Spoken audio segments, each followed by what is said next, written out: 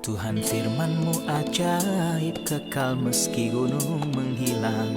Tiada huruf yang gagal, tak terpatahkan siasat. Hidup seperti-Mu ya Allah, lebih dari emas. Aku bersaksi kitab-Mu, kitab yang suci. Terdengarkan firman-Mu, hibur hati yang luka. Terangilah langkahku kemanapun ku pergi. Biarkanlah firman-Mu berkuasa atasku. Ubahkanku, bebaskanku, ku mau menyenangkan-Mu. Ku mau menyenangkan-Mu. Salam jumpa pemirsa terkasih, saya menyambut Anda sekalian dimanapun Anda berada dalam episode terbaru program studi harian kita, Semua Kitab Suci. Dalam program ini, kita mempelajari semua kitab yang ada di dalam Alkitab, dari Kejadian hingga Wahyu. Dalam studi kita terhadap kitab-kitab Perjanjian Lama, kita telah sampai di kitab Yeremia pasal 34 dan 35. Saya ingatkan Anda bahwa di episode sebelumnya kita berbicara di pasal ke-33 tentang ungkapan yang terkait dengan Kristus, Mesias Sang Raja, yang merupakan tunas keadilan. Kita belajar Kristus memiliki beberapa gelar yang terkait dengannya sebagai tunas keadilan, yang merupakan pokok bahasan kitab Injil Matius, yaitu Mesias Sang Raja. Hambaku yakni Sang Tunas, yang merupakan pokok bahasan dari Injil Markus berbicara tentang Kristus sebagai hamba. Orang yang bernama Tunas merupakan pokok bahasan dari Injil Lukas yang berbicara tentang Kristus sebagai Sang Manusia, manusia sempurna. Lalu tunas yang ditumbuhkan Tuhan yang menunjukkan pada keilahian Kristus, dan ini ada dalam pokok bahasan Yohanes. Jadi Kristus adalah pokok bahasan seluruh Alkitab. Yerusalem di masa depan atau bangsa yang kembali kepadanya dengan pertobatan di masa depan akan memiliki nama yang sama, nama Tuhan, Tuhan keadilan kita. Untuk memulai, izinkan saya untuk menyambut tamu kehormatan di studio, seorang hamba Tuhan, Saudara Yosef Riyad. Selamat datang, Saudara Yosef. Terima kasih, Saudara Riyad. Kami juga menyambut hadirin di studio, selamat datang. Pemirsa terkasih, kita akan memulai studi hari ini beberapa saat lagi. Saya mendorong Anda untuk mempersiapkan Alkitab dan menuliskan komentar Anda. Jika Anda memiliki pertanyaan ataupun permintaan, kirimkan pada kami, dengan karunia Tuhan kami akan menjawabnya. Tetaplah bersama kami.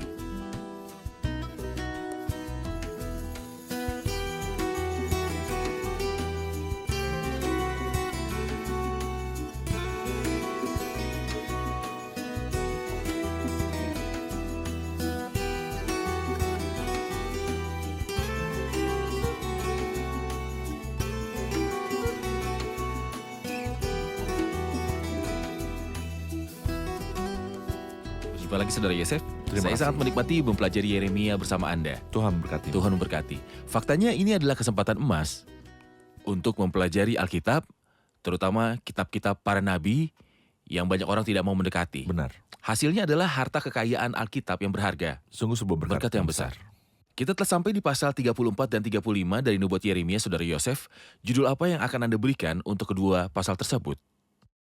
Kita lihat di pasal 32 bahwa tentara Babel mengepung Yerusalem di tahun ke-10 Zedekia Raja Yehuda.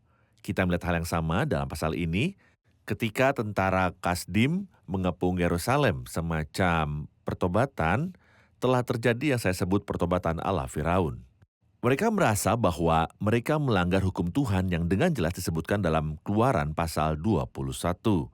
Bahwa budak atau hamba Ibrani akan melayani 6 tahun dan pada tahun ke-7 ia akan keluar dengan bebas dan tidak membayar apa-apa. Orang-orang itu menindas para hamba dan tidak membebaskan mereka seperti yang dikatakan di dalam hukum.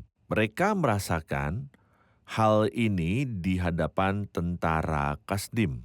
Namun tentara Kasdim harus mundur dan tidak mengepung Yerusalem kembali untuk fokus menghadapi tentara Mesir yang telah bergerak. Begitu mereka mundur, sayangnya kita menemukan Mereka melakukannya bahwa lagi. Mereka melakukannya lagi seolah-olah tidak ada yang terjadi sama sekali.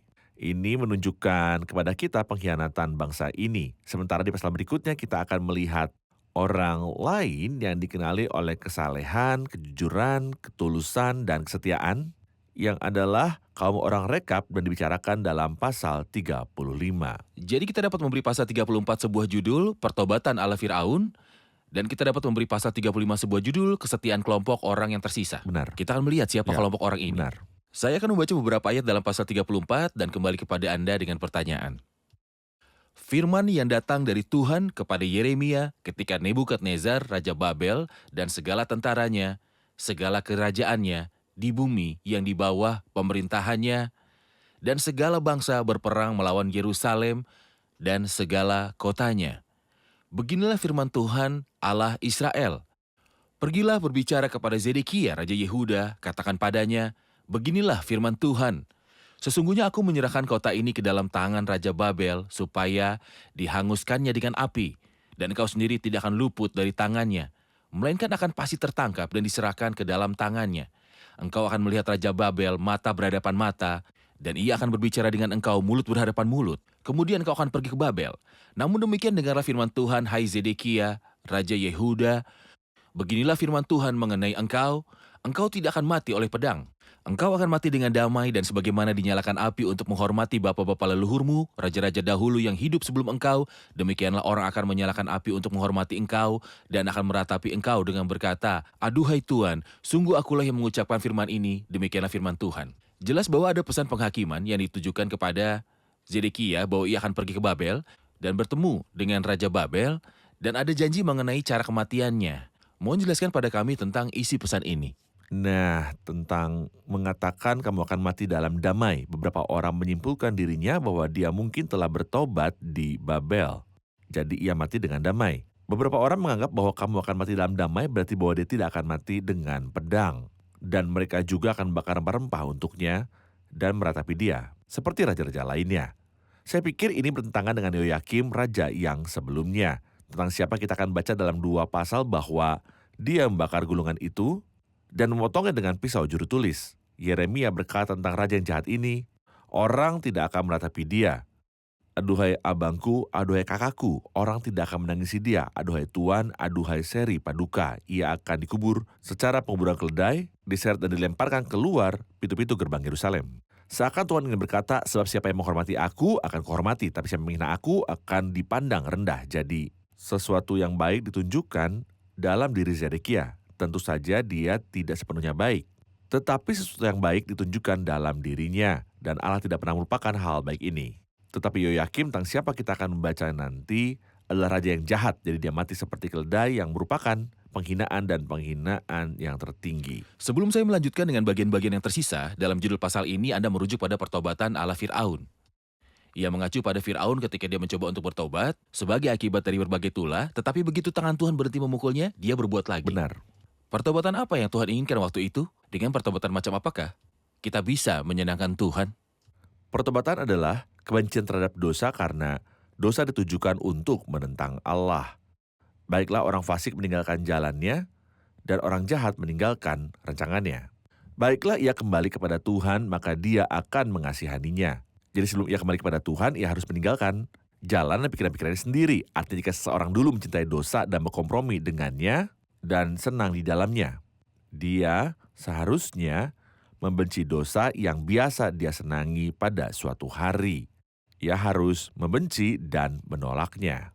Sayangnya, kita tidak membaca tentang ini sama sekali, tidak mengenai Firaun sebelumnya maupun mengenai para penguasa yang kita baca di sini. Begitu tentara Kasdim datang, mereka mentaati firman Tuhan. Tetapi tentara Kasdim pergi seperti yang kita baca dalam ayat 21. Juga Zedekia, Raja Yehuda beserta para pemukanya akan kuserahkan ke dalam tangan musuh mereka. Dan ke dalam tangan orang-orang yang berusaha mencabut nyawa mereka dan ke dalam tangan tentara Raja Babel yang sekarang telah berangkat daripada kamu. Begitu perantara mundur dari mereka, mereka berhenti mentaati firman Tuhan. Seolah-olah kita mematuhi firman Tuhan hanya ketika ada kebutuhan. Apa kebutuhannya? Ketika kita sakit, mengalami kesulitan keuangan, atau di penjara, maka kita akan bertobat. Begitu kesehatan kita pulih, kita menerima uang atau dibebaskan dari penjara, maka kita akan mundur dari semua yang kita telah putuskan selama berada di dalam kesusahan kita. Jadi pertobatan adalah berdiri di pihak Allah dan mengambil sikap hati yang sama terhadap Benar. dosa. Allah membenci kejahatan. Jadi aku membenci dan menolak kejahatan. Oke. Kita masih berada di pasal yang ke-34, ayat-ayat dari 8 sampai dengan akhir pasal. Ada sebuah perjanjian yang telah dibuat Zedekia dengan semua orang untuk memberitakan kemerdekaan kepada para budak, tetapi dia menajiskan perjanjian ini. Mohon ingatkan kami, Saudara Yosef, Dengan isi bagian ini dari ayat 8 sampai akhir pasal. Nah, ini merujuk kita untuk kembali ke Keluaran pasal 21 di mana ada hukum yang disebut dalam perjanjian lama, hukum budak Ibrani. Sejauh kita tahu hukum ini tidak digenapi sama sekali dalam perjanjian lama. Tapi kita menemukan kebalikannya di sini. Apa yang dikatakan oleh hukum ini? Apabila engkau membeli seorang budak Ibrani, maka haruslah ia bekerja kepadamu 6 tahun lamanya, tapi pada tahun yang ke-7 ia dijadikan keluar sebagai orang merdeka dengan tidak membayar tebusan apa-apa.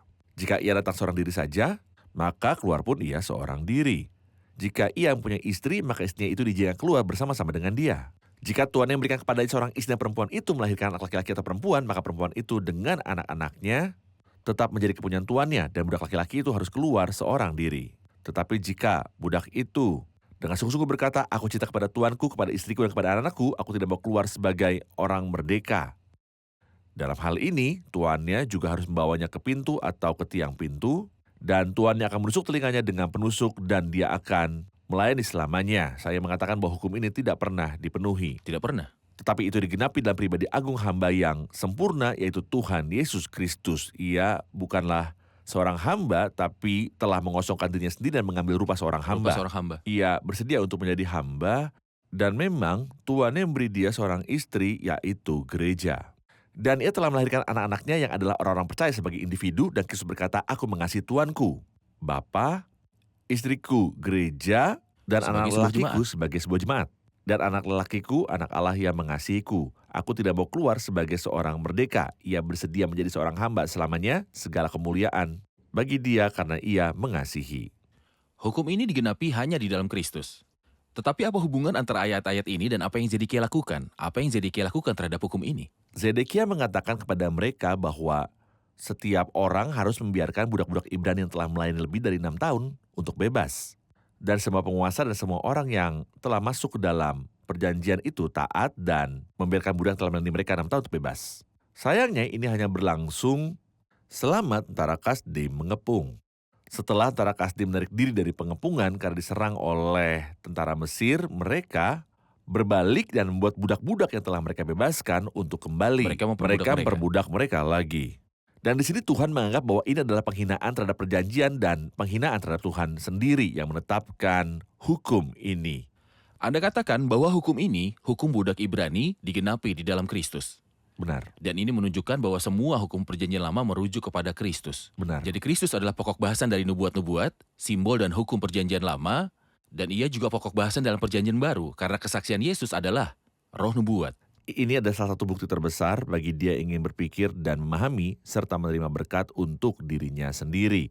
Bahwa Alkitab ini adalah kitab Allah karena segala sesuatu di dalamnya mengacu kepada Kristus. Baik, kita akan menyaksikan laporan kemudian kembali untuk menjawab pertanyaan hadirin. Yeremia adalah seorang yang mempercayai Allah, sehingga dia dengan heran bertanya-tanya, mengapa ada hamba-hamba Allah lainnya di dalam Alkitab yang mengajukan pertanyaan-pertanyaan kepada Allah. Dalam kitab Habakuk, kita menemukan bahwa Habakuk memiliki banyak pertanyaan. Bahkan kitabnya tidak lain adalah mengapa. Dan Yunus memiliki banyak pertanyaan yang ingin ia tanyakan kepada Allah. Pertanyaan-pertanyaan ini sama sekali tidak menunjukkan kelemahan iman. Sebaliknya adalah kemunafikan untuk mengklaim bahwa kita menerima jalan-jalan Allah dan bahwa kita berjalan dengan Allah dalam penundukan diri penuh. Sementara kita masih memiliki pertanyaan-pertanyaan di dalam kita yang tidak berani kita tanyakan. Allah ingin agar kita sepenuhnya benar dengan Dia, dan janjinya kepada kita adalah sebagai berikut. Berserulah kepadaku, maka aku akan menjawab engkau dan akan memberitahukan kepadamu hal-hal yang besar dan yang tidak terpahami, yakni hal-hal yang tidak kau ketahui. Ayat 18 berkata, dan aku akan menyerahkan orang-orang yang melanggar perjanjianku dan yang tidak menepati isi perjanjian yang mereka ikat di hadapanku, dengan memotong anak lembu jantan menjadi 2 untuk berjalan di antara belahan-belahannya. Apa maksudnya ini? Apa yang dimaksud dengan kata-kata ayat 18, Saudara Yosef? Sebenarnya ayat ini luar biasa. Ini mengingat kita pada apa yang disebutkan dalam kitab Kejadian 15 ayat yang ke-10, di mana kita membaca, untuk pertama kali dalam Alkitab tentang memotong perjanjian. Ketika Tuhan berkata pada Abraham, ambillah bagiku seekor lembu betina berumur 3 tahun, seekor kambing betina berumur 3 tahun, seekor domba jantan berumur 3 tahun, dan ia memotong semua itu menjadi 2. Inilah cara untuk membuat perjanjian. Mungkin Tuhan adalah yang pertama yang mengaturnya dalam Kejadian pasal 15, tapi kemudian itu menjadi terkenal dan itulah sebabnya kita tidak membaca tentang kesimpulan dari sebuah perjanjian, tetapi Memotong. sebuah perjanjian. Mengapa memotong? Karena korban itu harus dipotong menjadi 2 belahan. Seolah-olah mereka berkomitmen bahwa entah mereka menggenapi perjanjian yang telah mereka potong di hadapan Tuhan atau dipotong seperti korban-korban ini yang indah di dalam. Perjanjian Abraham adalah Abraham tidak lewat di antara belahan-belahan Sebagai ini. pihak kedua. Maaf, Sebagai pihak kedua. ia bukan pihak kedua. Karena ia tidur dan itu hanya Tuhan. Jadi perjanjian Abraham adalah sebuah perjanjian tanpa syarat. Ada yang mengatakan bahwa perjanjian ini bersyarat atau bahwa itu dilakukan di masa lalu. Perjanjian Abraham masih berlaku karena selama Allah berdiri dan ada, perjanjian itu tetap ada. Karena Allah tidak berubah. Jadi lewat di antara 2 belahan korban adalah tanda memotong perjanjian. Dan pertama kali kita membacanya adalah dalam Kejadian pasal 15. Di sini juga kita baca tentang hal itu dan ketika kita baca di ensiklopedia, kita akan tahu bahwa inilah cara yang mereka gunakan untuk memotong semua perjanjian di masa lalu. Mungkin yang pertama melakukan ini adalah Tuhan Allah dalam Kejadian 15. Adalah baik bahwa Anda merujuk pada keteguhan perjanjian yang Tuhan buat dengan Abraham, karena Abraham bukan bagian dari itu. Dia bukan bagian Abraham dari itu. tertidur dan Tuhan sendiri Ya. lewat di antara potongan-potongan korban, seakan ia telah Benar. membuat perjanjian itu dengan dirinya sendiri. Benar. Itu sebabnya Tuhan pasti akan menggenapi perjanjiannya dan semua janjinya dengan Abraham serta keturunannya. Saudara Yosef, kita akan beralih ke pasal 35 yang Anda beri judul Kesetiaan Kelompok yang Tersisa. Ya. Setelah berbicara dalam pasal 34 tentang pertobatan ala Fir'aun, kita akan berbicara tentang kesetiaan kelompok yang tersisa yang disebut dengan orang Rekab. Mohon beri ide tentang mereka, siapa mereka dan apa yang mereka lakukan. Kaum orang Rehab itu kebanyakan orang Midian dari keluarga istri Musa. Dan kita juga membaca dalam kitab Hakim-Hakim tentang seorang wanita bernama Yael, istri Heber orang Keni. Orang Keni juga berasal dari keturunan Midian. Dan kita membaca tentang mereka dalam Sotawari pasal yang kedua. Dan juga pada zaman Yehu bin Nismi yang menghancurkan keluarga Ahab untuk menggenapi firman Tuhan. Ada seorang laki-laki bernama Yonadab bin Rekab dan Yehu tahu pasti bahwa ia adalah seorang yang saleh dan ketika ia bertemu dengannya, ia bertanya kepadanya, apakah hatimu jujur kepadaku seperti hatiku terhadap engkau? Jawab Yonadab, ya, jika ia berdiri tanganmu, maka diberinya tangannya, lalu Yehu mengajak dia naik ke sampingnya ke dalam kereta. Berkatalah Yehu, marilah bersama-sama aku supaya engkau melihat bagaimana giatku untuk Tuhan. Ini menunjukkan kita bahwa Yunus bin Rekab yang anak-anaknya adalah orang-orang ini ialah seorang yang saleh, tapi ia nampaknya telah kehilangan harapan karena Yehu bin Nismi yang dia harapkan akan menghapuskan penyembahan berhala dan hanya memelihara penyembahan kepada Allah, tidak melakukannya.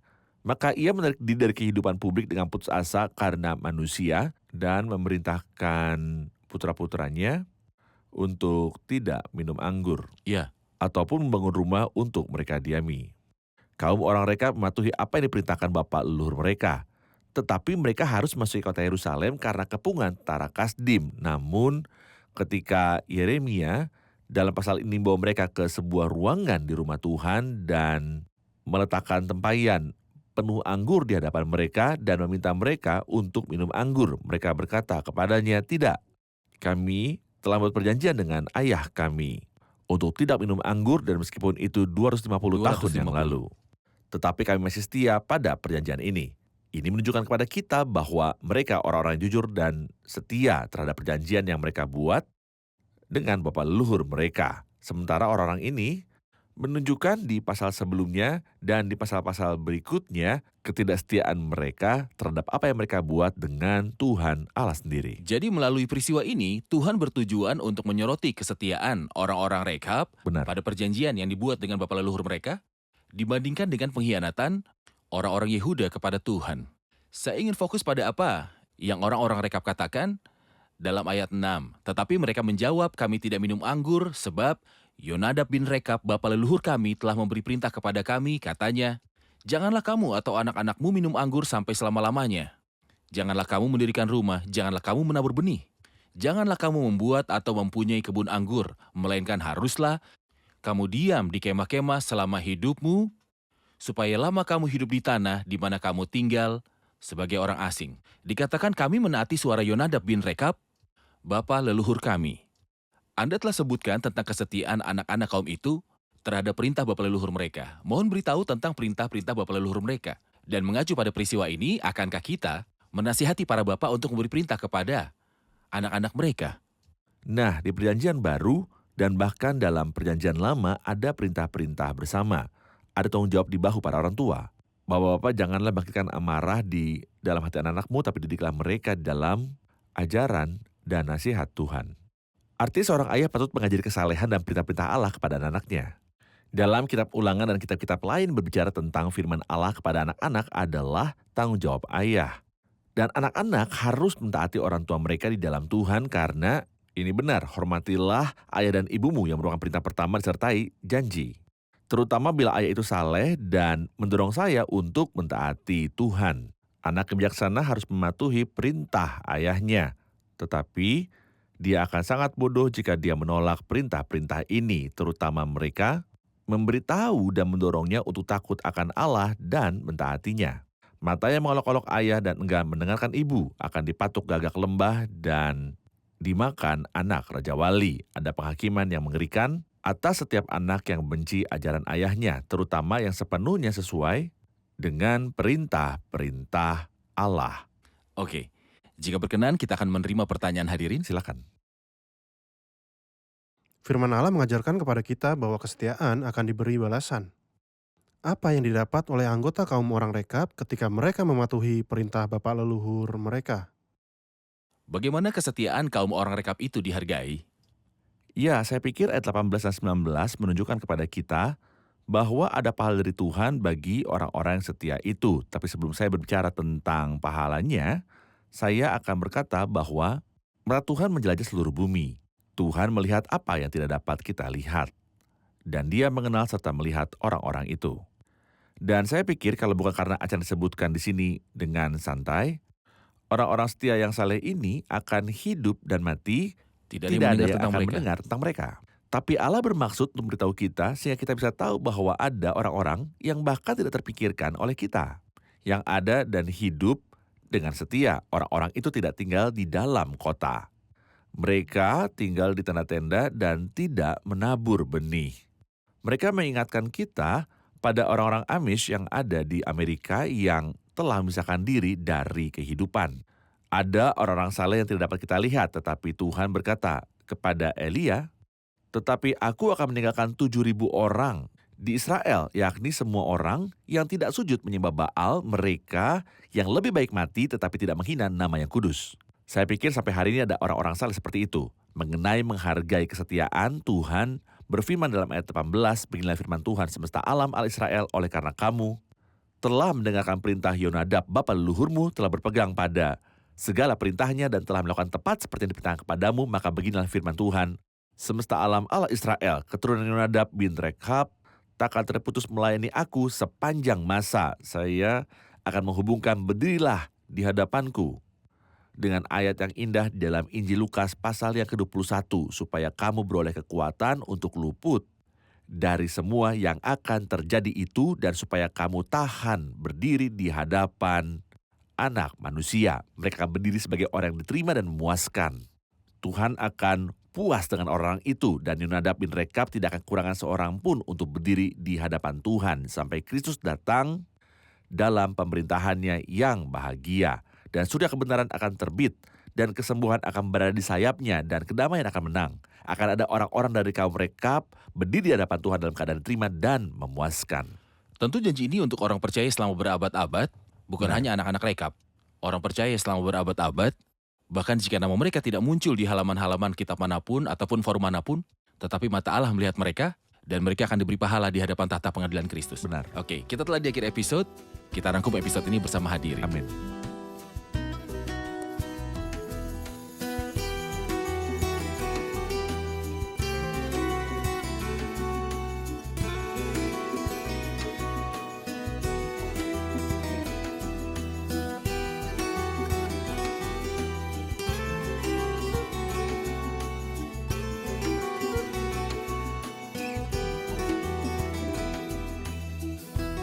Halo semuanya. Saudara Yosef telah memberi pasal 34 sebuah judul, Pertobatan ala Fir'aun. Apakah pertobatan ala Fir'aun itu dan bagaimana itu terlihat dalam diri Zedekia dan rakyatnya? Pertobatan ala Firaun adalah pertobatan yang seperti Firaun lakukan karena ia pernah bertobat. Dan begitu tangan Tuhan berhenti memukulnya, dia akan mengeraskan hatinya lagi. Di sini, Zedekia memerintahkan orang-orang untuk membebaskan budak-budak mereka, sehingga kesengsaraan akan berakhir. Dan mereka melakukannya, mereka membebaskan budak yang telah melayani selama 6 tahun. Namun, begitu pengepungan telah ditarik mundur dari kota itu, setiap orang kembali lagi. Mereka kembali lagi melakukan dosa mereka. Jadi itu bukan pertobatan sejati. Oke, Saudara Yosef, Benar. benar. Inilah pertobatan ala Firaun. Baik. Ayat 19-20 berbicara tentang mereka yang lewat di antara dua potongan lembu. Pertanyaan saya, apa artinya bahwa orang akan lewat di antara dua potongan lembu? Gambaran ini pertama kali disebut dalam Kejadian 15. Itu adalah cara yang biasa mereka pakai saat mereka akan memotong atau membuat sebuah perjanjian.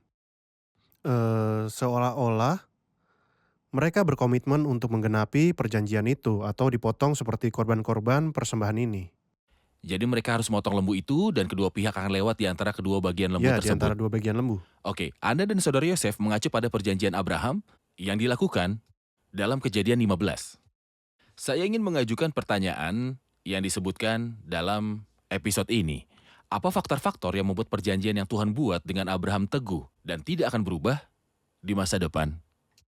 Mengapa perjanjian itu teguh dan mengapa Tuhan menggenapi perjanjian yang dia buat dengan Abraham? Perjanjian itu teguh karena Abraham bukan salah satu pihak dalam perjanjian ini. Ini bukan hanya salah satu pihak, tetapi Tuhan sendirilah yang lewat di antara potongan-potongan korban persembahan. Benar. Oke, jadi Tuhan harus menggenapi perjanjian yang dibuatnya dengan Abraham. Benar. Apakah orang-orang gagal ataupun tidak, Tuhan adalah pihak pertama dan kedua dalam perjanjian ini. Bisa Benar dikatakan sekali. seperti Tidak itu. ada persyarat. Baik, Benar. terima kasih Saudara Yosef, Tuhan Tuhan memberkati. memberkatimu. Terima kasih semua, Tuhan memberkati. Pemirsa terkasih, kita sudah belajar dari pasal 35 dalam episode hari ini tentang kesetiaan orang rekap yang muncul ketika mereka menaati perintah-perintah bapa leluhur mereka dengan kesalehan dan apresiasi. Dan pelajaran yang kita petik adalah bahwa mata Tuhan tidak pernah mengabaikan orang yang setia. Hiduplah dengan setia dan nantikanlah pahala. Sampai jumpa di episode selanjutnya. Tuhan besertamu.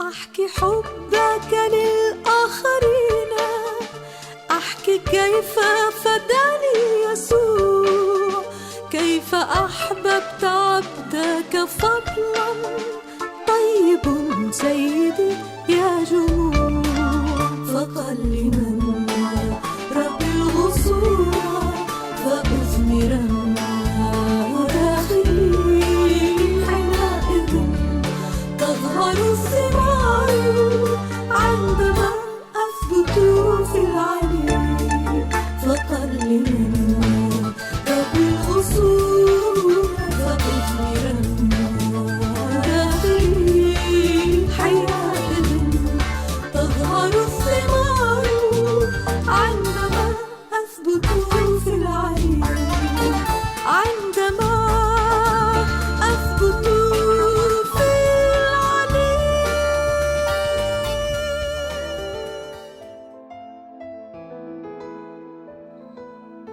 Tuhan firman-Mu ajaib kekal meski gunung menghilang. Tiada huruf yang gagal tak terpatahkan siasat. Hidup seperti-Mu ya Allah, lebih dari emas. Aku bersaksi kitab-Mu, kitab yang suci. Mendengarkan firman-Mu, hibur hati yang luka. Terangilah langkahku kemanapun ku pergi. Biarkanlah firman-Mu berkuasa atasku. Ubahkanku, bebaskanku, ku mau menyenangkan-Mu. Tuhan firman-Mu ajaib, ubah dan bebaskan aku.